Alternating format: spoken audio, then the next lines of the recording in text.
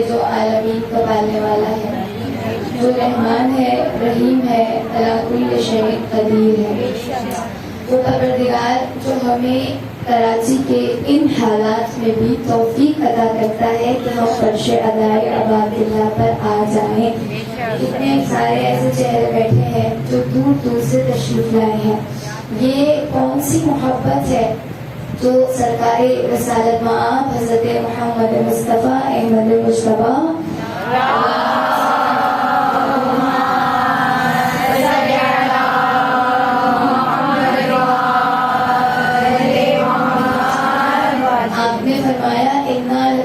حسین حرارتن فی قلوب المؤمنین لا تبردو ابدا۔ قتل حسین سے مومنوں کے دلوں میں اللہ نے ایسی حرارت رکھی ہے جس کی تاثیر یہ ہے کہ لا تبردو ابدا، یہ کبھی بھی ٹھنڈی نہیں ہو سکتی۔ یہ حرارت ہی ہے جو آپ کو ہم کو اپنے گھروں سے نکال کر اور کھینچ کر فرش ادا پر لائی ہے۔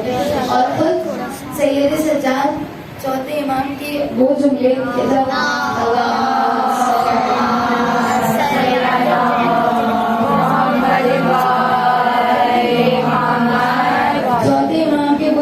مجھے اس وقت یاد آ رہے ہیں کہ آپ جب درباری یزید میں تھے تو اس موقع پر آپ نے فرمایا اوتینا ستا وفضلنا بسبع، اللہ نے ہمیں 6 چیزیں عطا کی، 7 چیزوں پر دوسروں سے فضیلت اور برتری عطا کی۔ جو 6 چیزیں عطا کی وہ کیا ہیں؟ العلم والحلم والسماحہ والفصاحہ والشجاعہ والمحبت فی قلوب المؤمنین۔ آپ نے فرمایا اللہ نے ہمیں علم دیا، حلم دیا، سماحت، فصاحت، بلاغت، شجاعت اور مومنوں کے دلوں میں ہماری محبت کو رکھا ہے۔ لہٰذا یہ وہی محبت ہے جو ہمیں آج اس فرش ادا پر لے آئی ہے، اور دور دور سے تو بہت آگے کی بات ہے، جو مومنات قریب میں ہی رہتی ہیں اور پیادہ بھی فرش ادا پر آئی ہے، انہیں بہرحال زحمت اور مشقت کا سامنا ہے، لیکن یہ بات یاد رکھیے کہ اس زحمت اور مشقت کا جو اجر جناب سیدہ کی بارگاہ سے آپ کو ملنے والا ہے، جو اجر بارگاہ ابا عبداللہ سے آپ کو ملنے والا ہے، وہ معمولی نہیں ہے۔ میں یہاں چاہتی ہوں کہ اگرچہ کہ میں نے بارہا ہر فرش ادا پر اس روایت کو پیش کیا، چاہتی ہوں آپ تک بھی بات منتقل ہو کہ خود چھٹے امام صادق آل محمد امام جعفر صادق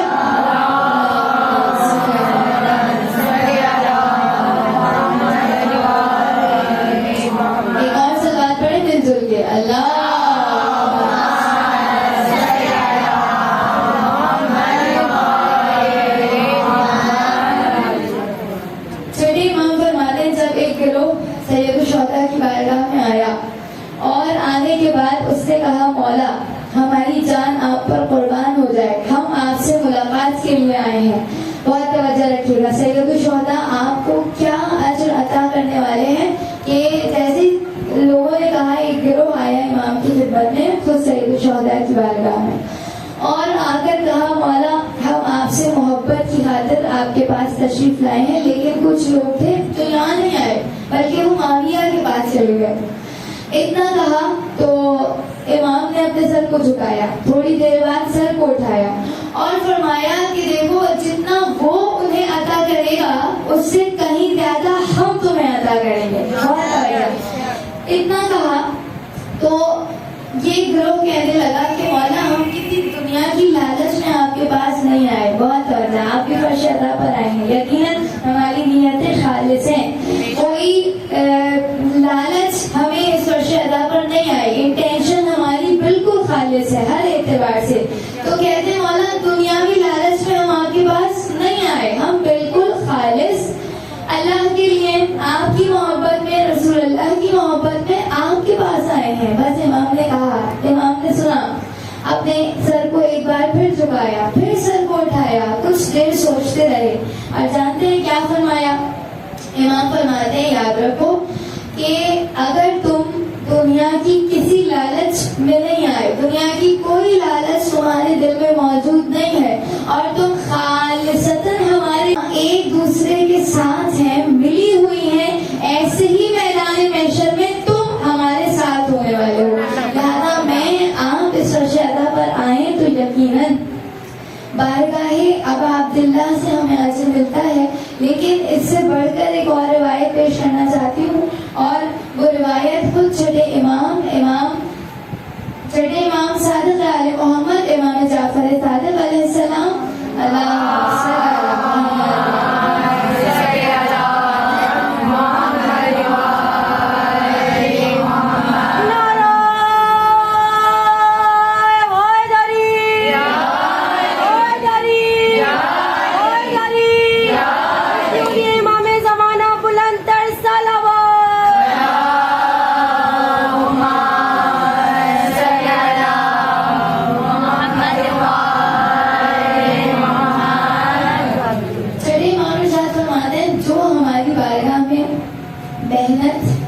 मुशक्क़त को बर्दाश्त करता है। देखिए, एक तो यह है कि आम हालात में हम फर्श अदा पर आ गए। ये एक वो मंजिल है कि जिसमें आपको कोई मेहनत नहीं करनी पड़ी, कोई मुशक्क़त नहीं है, एसी का माहौल है, आप इस फर्श अदा पर आ गए, धूप से हुसैन इब्न अली की बारगाह में है, चाहे फर्श अदा हो या चाहे खुद ज़री है अबा अब्दुल्ला। इंशाअल्लाह खुदावंद आलम हमें बार बार तौफीक नसीब फरमाए, हम सब करबलाए मौला की ज़ियारत नसीब फरमाए, तमाम मुक़द्दस मक़ामात की ज़ियारत खुदावंद आलम हम सबको सैयदुस शुहदा के सदक़े में अता फरमाए। कि इमाम फरमाते हैं जो मुशक्क़त करके हमारी बारगाह में जाए, हुसैन इब्न अली की ज़री पर जाए। और कैसी मुशक्क़त आप जानते हैं, पहले ज़माने में सिर्फ पैसा खर्च नहीं करना होता था, इंसान अपना खून बहाता था, लेकिन फर्श अदाए अबा अब्दुल्ला और ज़रिए अबा अब्दुल्ला पर पहुंचता था। ऐसे हालात हैं। और मुतवक्किल तारीख का वो जालिम और सफाक तरीन बादशाह जिसने चाहा कब्र अबा अब्दुल्ला को मिटाए, लेकिन ये अहदो पैमान था हुसैन इब्न अली का, अल्लाह का हुसैन इब्न अली के साथ इंशाअल्लाह पेश करूंगी आपकी खिदमत में। इमाम फरमाते हैं जो खौफ के आलम में मेहनत करके मुशक्क़त करके चाहे ज़रिए अबा अब्दुल्ला या चाहे फर्श अबा अब्दुल्ला पर आए, तो छठे इमाम फरमाते हैं उसका मकाम सैयदुश शुहदा की बारगाह में क्या होगा। बहुत तवज्जो चाहती हूँ कि उससे पहले सूरह ज़ुमर की आयत मैं आपकी खिदमत में पेश करना चाहती हूँ, और आपका होमवर्क ये है कि आप जाकर देखिएगा। सूरह ज़ुमर में अल्लाह इरशाद फरमाता है कि मैदान महशर होगा और कुछ लोग होंगे कि जिन्हें अल्लाह के मलाइका जहन्नम में धकेल रहे होंगे। तवज्जो रखिएगा, अल्लाह के मलाइका जहन्नम में धकेल रहे होंगे। यहाँ तक कि आयतुल्लाह ज़ंजानी वो इरशाद फरमाते हैं कि मैंने इसके अगली वाली आयत पढ़ी जिसमें लिखा था, यही आयत थी लेकिन उसमें जुमले अलग थे, कि कुछ लोग ऐसे होंगे कि जिन्हें अल्लाह के मलाइका जन्नत में धकेल रहे होंगे। बहुत तवज्जो। एक तो ये है कि दोज़खियों को दोज़ख में धकेला जाए, ये इंसान की समझ में आता है या नहीं आता, क्योंकि दोज़ख में कोई जाना नहीं चाहता, जबरदस्ती उसे धकेला जाएगा। आयतुल्लाह ज़ंजानी कहते हैं लेकिन जब मैं इस आयत पर पहुंचा और मैंने बहुत सोचा कि ऐसा क्यों है कि जन्नती जन्नत में नहीं जा रहा, जन्नत पूरी मुनव्वर है, सजी हुई है और चाहती है, जन्नत मुश्ताक है कि जन्नती मेरे अंदर आ जाए, लेकिन जन्नती जन्नत के दरवाजे पर खड़ा है। बहुत तवज्जो। आयतुल्लाह ज़ंजानी कहते हैं मुझे समझ में नहीं आया, लेकिन जब मैंने छठे इमाम की हदीस पढ़ी तो मुझे समझ में आ गया क्यों अल्लाह ने कहा जन्नतियों को जन्नत की जानिब धकेला जाएगा, कोई जन्नत में नहीं जा रहा होगा। इमाम फरमाते हैं जो मुशक्कत करके मेहनत करके हमारी बारगाह में आ जाए उसका मकाम ये होगा कि वो जन्नत के दरवाजे पर ठहर जाएगा और दीदारे हुसैन इब्न अली में इतना फना होगा कि उसे जन्नत में जाना भूल गए। छठे इमाम फरमाते हैं काना मुहद्दिसुल हुसैन यौमुल क़ियामा, कि जन्नती जन्नत में जाना नहीं चाह रहा, दीदारे हुसैन इब्न अली उसके दीदार में फना है, वो हुसैन के दीदार में फना है, और मकाम ऐसा है, जन्नत सजी हुई है और जन्नती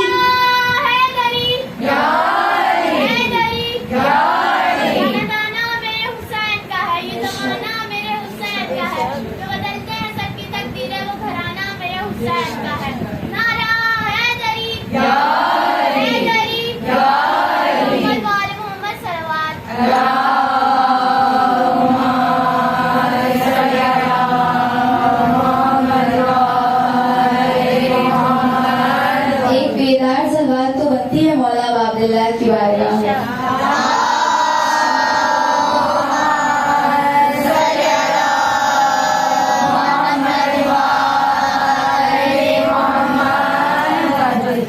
لہٰذا چھٹے امام فرماتے ہیں کہ تو محنت کرے گا, مشقت کرے گا ہماری بارگاہ میں, اور کس انداز میں خوف کے عالم میں ہوگا, پھر بھی وہ بارگاہ ابا عبداللہ میں حاضری کو اپنا شرف سمجھے گا, تو اس کا مقام یہ ہے کانا محدثہ الحسین تحت العرش, عرش کے نیچے, عرش کے سائے میں وہ حسین ابن علی سے ہم کلام ہوگا. یہ ہم کلام ہونے کی لذت ایسی ہوگی کہ اسے جنت میں جانا بھول چکا ہوگا. لہذا میں اور آپ فرشتۂ ابا عبداللہ پر بارگاہ حسینی میں ہے اور عاشورہ گزر چکا ہے, اور ہم سب جانتے ہیں. اور میں یہاں ایک اور جملہ پیش کرنا چاہتی ہوں کہ دیکھیے فرش ادا پر جب میں اور آپ آئے تو خود اتنا بڑا مقام ہے ایک عزادار کا اور ایک زائر ابا عبداللہ کا, کہ جو خود حسین سید الشہداء بہت آگے کی منزل ہے, جو عزادار ابا عبداللہ کا خیال رکھ لے یا جو زائرین ابا عبداللہ کا خیال رکھ لے, خداوند عالم نے اسے بھی اتنا معتبر بنایا ہے, اتنا محترم بنایا ہے کہ خود ساتھ امام باب الحوائج مولا موسیٰ ابن جعفر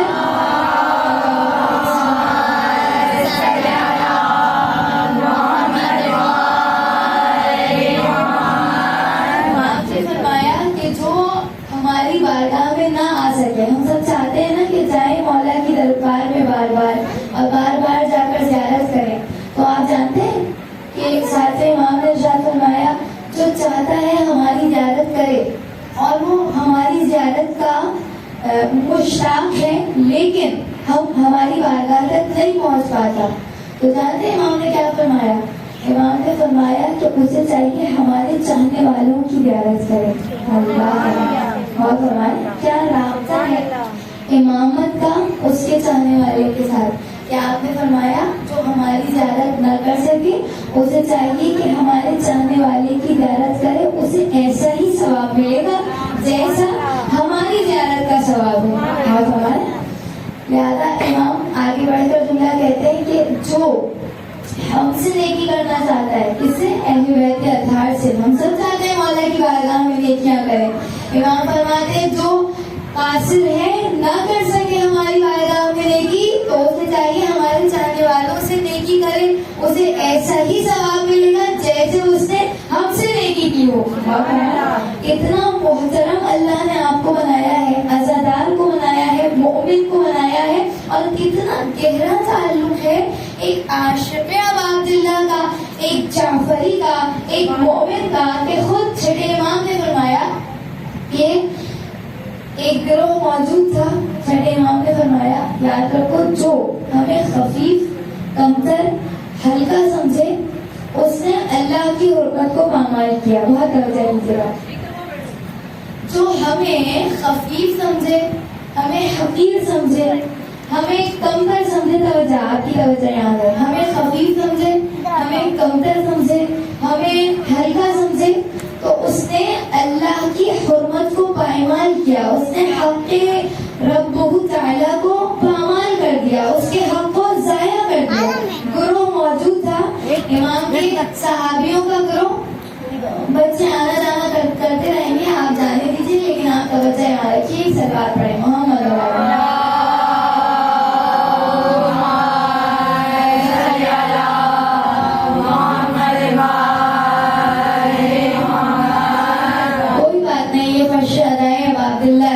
بچوں کا بھی بڑا احترام ہے. آپ غور کیجیے گا, میں اس لیے بھی آپ کی خدمت میں پیش کر رہی ہوں, یہاں بچہ آنے والا اسے بھی جھڑکے نہیں. ہر ایک حسین ابن علی کا مہمان ہے, ہر ایک فاطمہ زہرا کا مہمان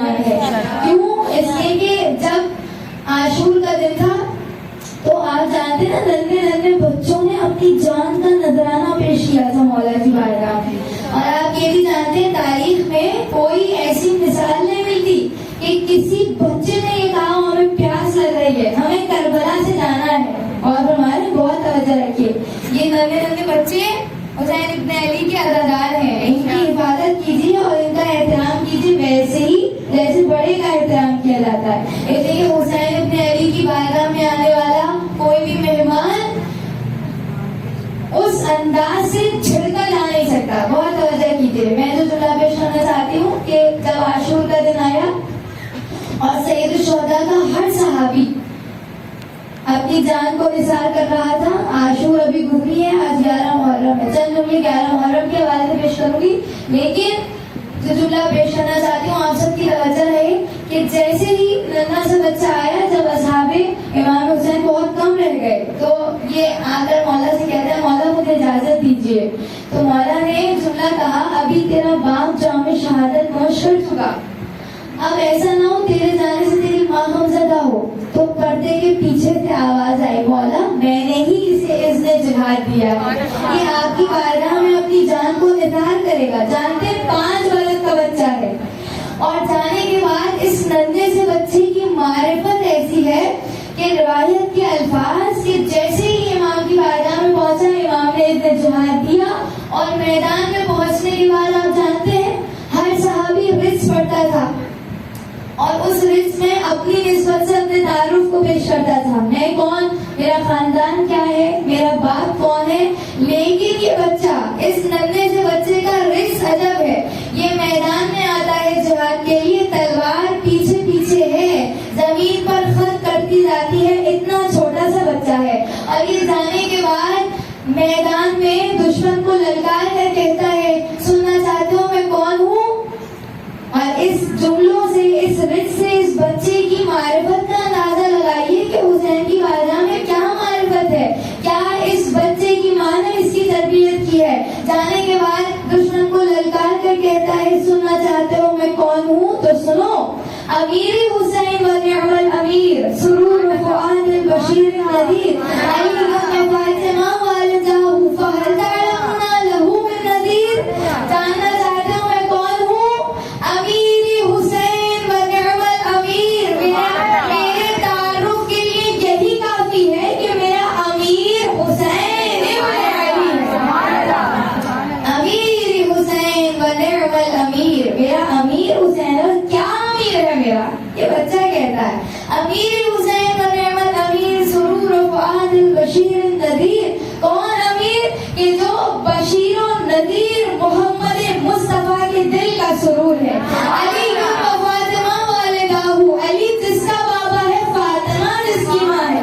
فہل تعلمون لہو من نذیر، کیا اس کی کوئی اور تمہیں نظیر ملتی ہے کائنات میں؟ جیسا میرا امیر ہے ویسے کائنات میں کسی کا امیر نہیں ہے. بہت ہمارے کہ ننھا سا بچہ، یہاں کوئی خفیف نہیں ہے، یہاں کوئی کمتر نہیں ہے، یہاں ہر ایک کا احترام ہے، یہاں ہر ایک مقدس ہے، چاہے مومن ہو، چاہے ظاہر ہو، چاہے عزادار ابا عبداللہ ہو. اور جو میں روایت پیش کر رہی تھی کہ جب مولا نے اپنے ایک گروہ کے سامنے کہا کہ جان لو کہ جس نے ہمیں خفیف اور کمتر سمجھا اس نے اللہ کے حق کو پامال کر دیا، اس نے حق کے تعالیٰ کی حرمت کو ختم کر دیا. تو ایک صحابی کھڑا ہوا، فقام الیہ رجل، جیسے ہی وہ صحابی کھڑا ہوا کہا مولا معاذ اللہ لوجہ اللہ، میں اللہ کی پناہ مانگتا ہوں کہ میں آپ کو خفیف اور کمتر سمجھوں. تو جانتے ہیں امام نے کیا کہا؟ امام نے کہا تم ہی تو وہ ہو، بہت توجہ، تم ہی تو وہ ہو جس نے ہمیں خفیف بھی سمجھا، ہمیں کمتر بھی سمجھا. مولا کیا مطلب، میں نے ایسا کیا کیا؟ امام جانتے کیا فرماتے؟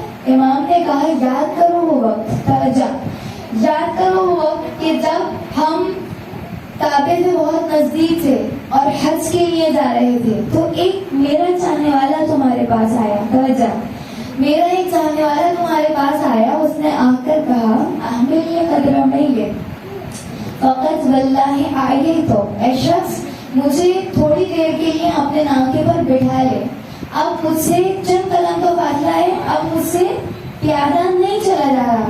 تو امام نے فرمایا جانتے اس وقت تم نے کیا کیا تھا؟ بہت توجہ، جس نے امام کو یعنی امام کے چاہنے والے کو خفیف سمجھا تو کیا ہے اس کا مقام؟ امام فرماتے ہیں کہ جیسے ہی وہ شخص تمہارے پاس آیا اس نے آ کر کہا تھوڑی دیر کے لیے مجھے اپنے ناکے پر بٹھا لے، اس لیے کہ اب مجھ سے چلا نہیں جا رہا. تو امام نے فرمایا تو نے سر اٹھانا گوارا نہیں کیا، اس کی بات تو سننا دور کی بات، تو نے سر اٹھا کر نہیں دیکھا. تو کہتے ہیں مولا تو امام نے کہا یہی تو ہے کہ تم نے مجھے ہم اہل بیت کو خفیف اور کمتر سمجھا، کیونکہ ہمارے چاہنے والے کو خفیف اور کمتر سمجھا گویا ایسا ہے جس نے ہمیں خفیف اور کمتر سمجھا، اور کیونکہ تم نے ہمیں خفیف اور کمتر سمجھا تو تم نے اللہ کی حرمت کو پامال کر دیا. اور ہمارے یعنی امام کا امام کے چاہنے والے سے بڑا گہرا تعلق ہے. ہمیں نہیں معلوم کون تقویٰ کی کس بلندی پر ہے، کون ایمان کے کس مقام پر فائد ہے. لہذا یہاں آنے والا ہر ایک محترم ہے، ہر ایک عزادار ابا عبداللہ ہے، ہر ایک مومن ہے. صرف پڑھنے والے کا احترام نہیں ہوتا، جو آ رہا ہے اس کا بھی احترام ہے، جو مشر ادا بچھا رہا ہے اس کا بھی احترام ہے. بتائیے ایک جملہ اور پیش کروں اور میں آج کی مناسبت سے رب دیتے ہوئے منزل مسائل پر آ جاؤں کہ دیکھیے ایک شخص ہے مدافع حرم 3 منٹ قیامت کے، یقیناً آپ نے اس کتاب کو ضرور دیکھا ہوگا، پڑھا ہوگا، بہت معروف کتاب ہے. اور اس میں ایک مدافع حرم ہے جو 3 منٹ کے لیے مر چکا تھا، اور اس نے برزخ میں جو جو دیکھا اس نے اسے قلم بند کیا. تو جانتے ہیں اس نے ایک واقعہ لکھا، اور وہ واقعہ کیا تھا؟ وہ لکھتا ہے اپنی کتاب میں کہ ایک مرتبہ جب میں مر گیا میرا نامہ اعمال اس وقت کھل گیا تھا کہ جب میں 15 برس کا تھا. کیوں؟ اس لیے کہ ہم سب جانتے ہیں کہ مردوں میں بلوغت کی عمر کیا ہے؟ 15 برس، اور لڑکیوں میں 9 برس کی عمر میں ایک بچی بالغ ہوتی ہے، اور ایک بچہ 15 برس کی عمر میں بالغ ہو جاتا ہے. تو کہتا ہے میرا نامہ اعمال اس وقت سے کھل گیا جب میری عمر 15 برس تھی. تو یہ کہنے کے بعد وہ کہتا ہے کہ میرا دقیق سے دقیق حساب لیا جا رہا تھا، اور چھوٹا سا چھوٹا کام ذرہ برابر، آپ نے قرآن کی آیت پڑھی ہے، جو ذرہ برابر نیکی کرے گا وہ وہاں دیکھے گا، جو ذرہ برابر شر کرے گا اسے بھی وہاں دیکھے گا. تو میرا ہر حساب و کتاب لیا جا رہا تھا، چھوٹے سے چھوٹا کام جو میں نے کیا تھا وہ بھی مجھ سے پوچھا جا رہا تھا. یہاں تک کہ ایسا وقت آیا کہ 5 سال کا نامہ اعمال اس کا مجھ سے سوال ہی نہیں کیا گیا. بہت توجہ، جو امام حسین کی دائر کا احترام کرے، جو امام حسین کا اور عزادار کا احترام کرے، اسے خود سید الشہداء کیا اجر عطا کرتے ہیں. وہ کہتا ہے بس ایک مرتبہ منزل قریب آئی کہ جب 5 برس کا نامہ اعمال مجھ سے پوچھا نہیں گیا اور میں پریشان ہوا. ابھی تو چھوٹے سے چھوٹا عمل پوچھا جا رہا تھا، لیکن ایسا کیا ہوا؟ منادی نے ندا دی، ایک ملک نے مجھ سے کہا 5 سال میں تمہارا حساب و کتاب معاف ہے، اور پھر اس سے اگلا تمہارا مرحلہ ہے. تو سوال کیا، ایسا کیا کیا میں نے؟ کہا یاد کرو تم نے اپنی زندگی میں ایک زیارت ابا عبداللہ کی تھی، کربلا معلدہ کی. آپ کی توجہ ہے انشاءاللہ؟ سننا چاہ رہے ہیں؟ ایک سوال پڑھے محمد علیہ.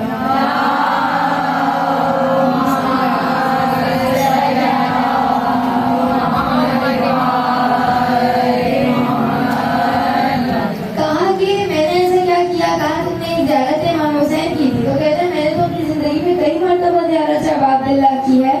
تو بس ایک مرتبہ یہ اس کو بتایا گیا ہے کہ یاد کرو وقت کہ جب تم ایک مرتبہ زیارت کے لیے گئے تھے اور سالار کاروان نے تم سے کہا تھا تمہارے کاروان میں ایک بوڑھا ہے جو گونگا بھی ہے، جو بہرا بھی ہے، جس کا تمہیں خیال رکھنا ہے.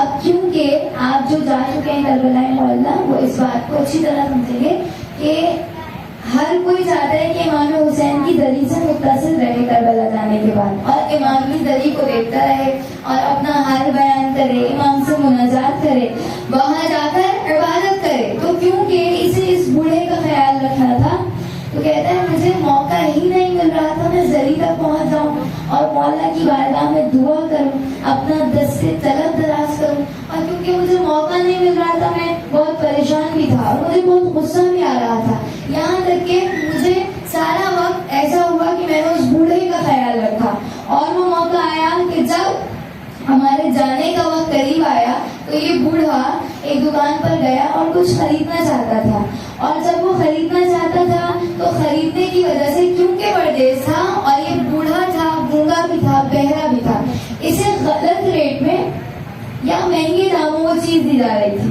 تو فوراً یہ شخص پہنچ گیا اور اس نے اسے صحیح ریٹ میں صحیح داموں میں وہ چیز دلا دی۔ بس اس بوڑھے زائر کے ساتھ اس نے یہ نیکی کی کہ اس بوڑھے زائر نے اپنا رخ ذریح ابا عبداللہ کی جانب کیا، اور نہ جانے اپنے لبوں میں کیا کہا کہ حاطف غیبی نے ندا دی کہ یاد رکھو حسین کے زائر کا تم نے احترام کیا تھا اور اس کے ساتھ ایک نیکی کی تھی، تمہیں اللہ نے یہ مقام دیا کہ جاؤ حسین نے 5 برس کے گناہوں کو نیکیوں میں تبدیل کر دیا، جاؤ 5 برس کے لیے شفاعت ابا عبداللہ تمہارے شامل حال ہو گئی، داخل بہشت ہو جاؤ۔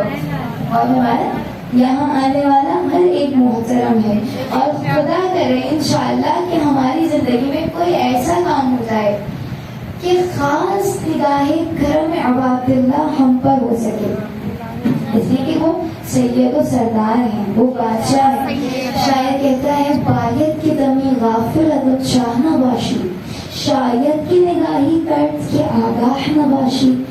کبھی کبھی ایسا ہوتا ہے نا، آپ ایک بادشاہ کے محل میں چلے جائیے اور جانے کے بعد کیا ہوتا ہے کہ آپ بادشاہ کے محل میں جانے کے بعد اتنا اس کے محل کو دیکھ رہے ہوتے ہیں کہ آپ کو پتہ ہی نہیں چلتا کہ کب بادشاہ کی نگاہیں خاص آپ پر پڑ گئی، اور ہمارے آپ کو نہیں پتہ چلتا۔ شاعر کہتا ہے باید کی دمی غافلت شاہ نواشی، شاید کی نگاہی کٹ کے آگاہ نواشی۔ تمہاری زندگی میں کوئی ایسا تو کام ہو جائے کہ حسین ابن علی کی نگاہ خاص سے تم مستحق ہو جاؤ، تو اگر ایک نگاہ ان کی میرے آپ کے شامل حال ہو جائے تو وہ بادشاہ ہیں، جنت کے سردار ہیں، نہیں معلوم ہمیں بارگاہ ابا عبداللہ سے کیا عطا ہو جائے۔ یہ تو میں نے بار بار ذکر کیا حسین ابن علی کی زیارت کا۔ آج 11 محرم ہے، آپ سب جانتے ہیں کہ 11 محرم کے کچھ خاص واقعات کربلا معلیٰ میں پیش آ رہے تھے، اور وہ کیا واقعات تھے؟ اب تو آپ جانتے ہیں نا، جناب زینب کبریٰ ہی سالار ہے، اور شاعر نے عجب جملہ کہا، زینب کبریٰ اس مقام اور منزلت پر فائز ہے کہ جس طرح جناب سید الشہداء اس مقام خاص کے حقدار تھے، سید الشہداء نے اپنی خاص نیابت زینب کبریٰ کو دی تھی جب آپ وقت آخر کے لیے آئے تھے، اور آپ جانتے ہیں کہ کس انداز سے جناب زینب کبریٰ نے ان تمام منازل کو طے کیا، اور شام غریبہ وہ مقام، وہ مرحلہ کہ اب جناب زینب سالار ہیں، اب آپ پہرےدار ہیں۔ اور روایت کہتی ہے جب 11 محرم آئی ہے تو جناب زینب کبریٰ اپنے بھائی کے پامال لاشیں پر آئی تھی، اور انہوں نے 2 جملے کہے تھے جو ہم سب کے لیے پیغام ہے۔ پہلا جملہ مسائل کا جملہ، آپ آنے کے بعد لاشیں سید الشہداء پر جو جملہ کہتی ہیں، بڑی قیامت کا جملہ، آپ نے فرمایا انت اخی حسین، کیا تو ہی میرا بھائی حسین ہے؟ اس لیے کہ آپ لاشوں کو پہچان نہ سکی۔ اور جانتے ہیں دوسرا جملہ جناب زینب کبریٰ کا، آپ جب اپنے بھائی کے پامال لاشیں پر آئے تو آپ نے خدا کی بارگاہ میں اپنے ہاتھوں کو بلند کیا اور ایک جملہ کہا، میں منزل مسائل سے کچھ دور ہوں، آپ نے جو جملہ کہا قابل غور ہے۔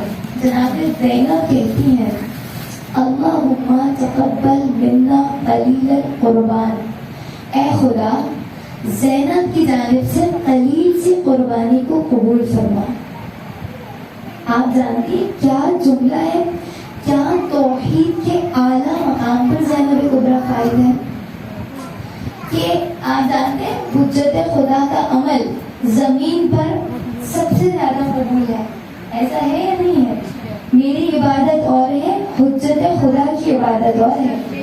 حجت خدا کا کوئی عمل اللہ کی بارگاہ میں رد نہیں ہے، لیکن جناب زینب کی توحید اور جناب زینب کی عاجزی، اللہم تقبل منا قلیل القربان، اے خدا زینب کی جانب سے قلیل سے قربانی کو قبول فرما.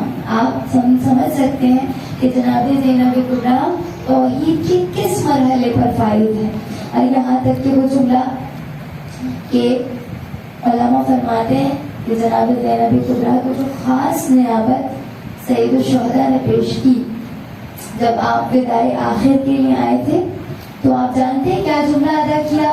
اے زینب استعدوا للبلاء وَاعْلَمُوا أَنَّ اللَّهَ حَامِيكُمْ وَحَافِظُكُمْ. اے زینب، اے بیبیوں، استعدوا للبلاء، بلاؤں کے لیے اور سختیوں کے لیے تیار ہو جائیے. وَاعْلَمُوا أَنَّ اللَّهَ حَامِيكُمْ وَحَافِظُكُمْ، اور جان لیجیے اللہ آپ کا حامی و مددگار ہے. یہ کون ہے؟ جو اب سے تھوڑی دیر بعد نرغہ آدھا میں گھرا ہوگا. اس حسین کا اطمینان دیکھ رہے ہیں آپ. یہی وجہ ہے کہ شہید مرتضیٰ مطہری اللہ کہتے ہیں کہ کربلا کے میدان میں امام حسین کی ہر صفت ایسی تھی کہ جو چاہتی تھی میں آگے بڑھ جاؤں. میں نے کہا مطلب حسین کا صبر چاہتا تھا میں آگے بڑھ جاؤں، حسین کی شجاعت چاہتی تھی میں آگے بڑھ جاؤں، حسین کا اخلاص چاہتا تھا میں آگے بڑھ جاؤں. لیکن وہ کہتے ہیں ان ساری صفات میں حسین کی جو سب سے غالب صفت تھی وہ کیا تھی؟ آپ کا اطمینان قلب. اللہ اکبر. اسی لیے تو کہا یا ایتھا النفس المطمئنہ، اے اطمینان والے نفس خدا کی بارگاہ میں واپس آ جا. اور یہی وجہ ہے کہ دشمن کا مورخ کہتا ہے جیسے جیسے حسین کی شہادت کا وقت نزدیک آ رہا تھا، حسین کے چہرے کا نور بڑھتا جا رہا تھا. اور اسی انداز میں آپ اپنی بہنوں کو موٹیویٹ کرتے ہیں کن جملوں سے؟ اے زینب بلاؤں کے لیے تیار ہو جاؤ اور سختیوں کے لیے تیار ہو جاؤ، اور یقین رکھو اللہ تمہارا حامی و مددگار ہے. اور جانتے ہیں آگے کیا جملہ کہا؟ جناب سید الشہداء جملہ کہتے ہیں جو مرنے جا رہا ہے، جس کا جوان لال تہے تیغ ہو چکا، جس کا علی اصغر کربلا کے میدان میں سو گیا، جس کا سالار عباس جیسا بھائی بازو کٹائے کربلا کے میدان میں سو گیا، وہ حسین جملہ کہتا ہے اے زینب کبریٰ یاد رکھیے کہ جیسے جیسے آپ پر مصائب آ جائیں میری بہن یاد رکھے شریعت کا کوئی عمل آپ سے چھٹنے نہ پائے. اللہ اکبر. اور پھر وہ جملہ کہا کہ اے زینب کبریٰ یاد رکھیے کہ اپنی نماز شب میں اپنے بھائی حسین کو نہ بھولیے گا. آپ جانتے ہیں علماء نے عجب تبصرہ پیش کیا ہے اس جملے پر کہ اے زینب اپنی نماز شب میں اپنے بھائی حسین کو نہیں بھولیے گا. حجت خدا کہہ رہا ہے زینب کبریٰ سے، اس لیے کہ علماء فرماتے ہیں جیسی نماز شب زینب کبریٰ نے شام غریبہ میں پڑھی ہے، ایسی نماز شب کی شرائط آدم سے لے کر خاتم تک کسی کو نہیں ملی. آپ کی آنکھوں میں آنسو